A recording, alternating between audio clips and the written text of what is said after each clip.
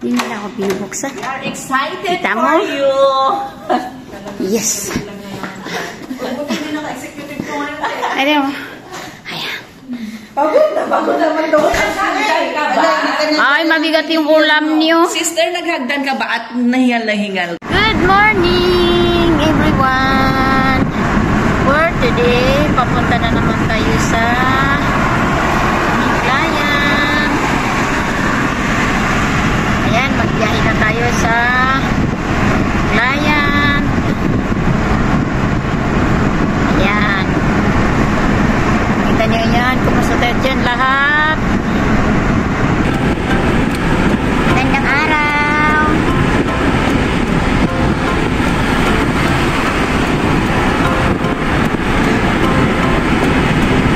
Ngayon, ang oras natin dito sa Middle East ay alas 9 ng umaga.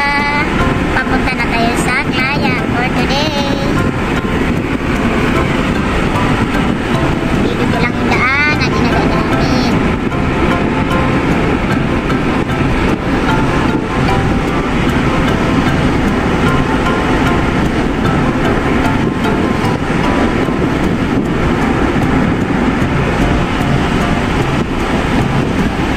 Today ay mag-eyelashes tayo sa aming mga client. Ang eyelashes natin ngayon ay 3. Nakita nyo yan ang lugar. Dito po ako sa Jeddah, Middle East, mga loads. Isama ko na kayo sa rides namin papunta sa customer. Diba ang ganda?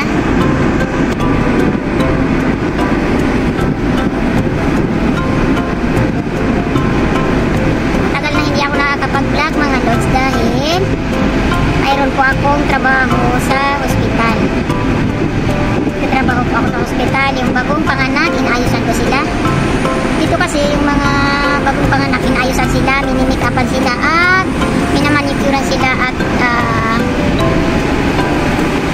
inaayos yung buhok nila kahit nakapanganak na. Hindi natin makarinig sa sasakyan.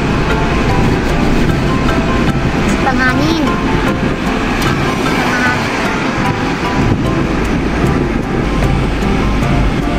Ito na ang dinadaanan namin papunta sa mga customer. Kita niyo yan, napakalinis ang mga daan nila dito.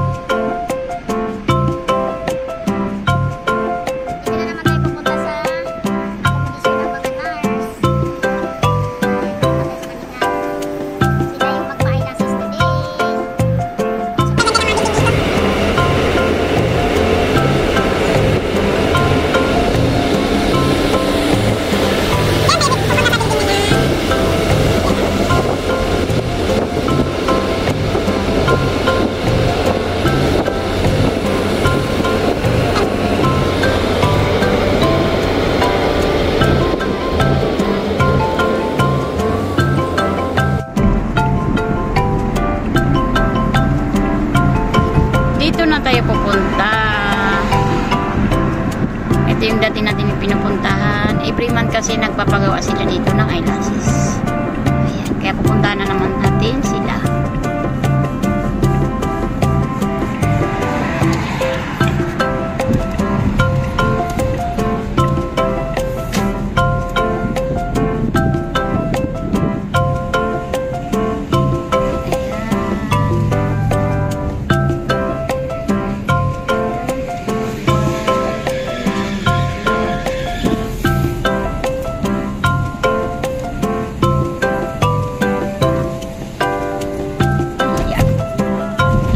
Dumating na tayo.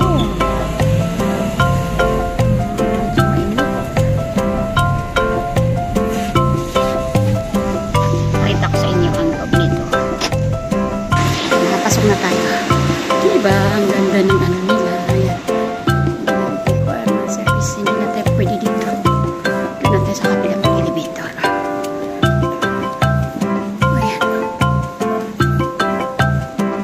Sa kabila tayo pupunta ng elevator.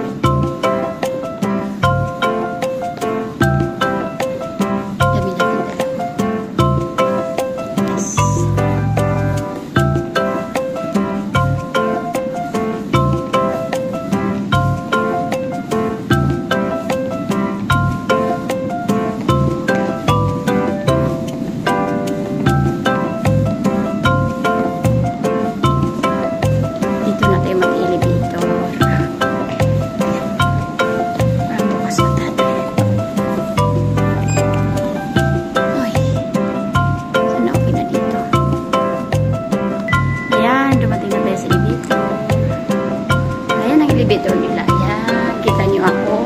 Dami kong dala, no? Ayan. 13th floor. Punta tayo sa 13th floor.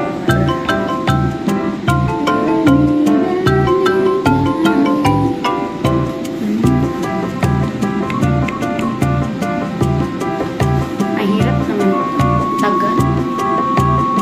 Bye! Samahan nyo ako mag-room service. Ayan. Dumating na tayo. Ayan.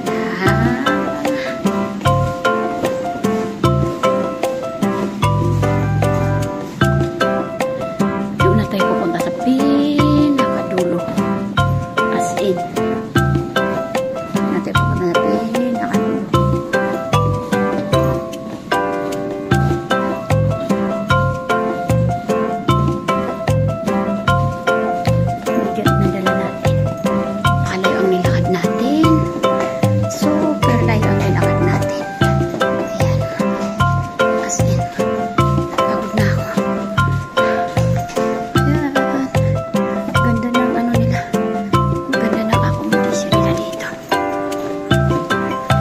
Sa dulo pupunta.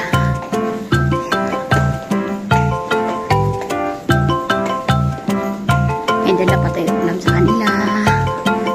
Yung mga customer ko, may dala tayong ulam sa kanila.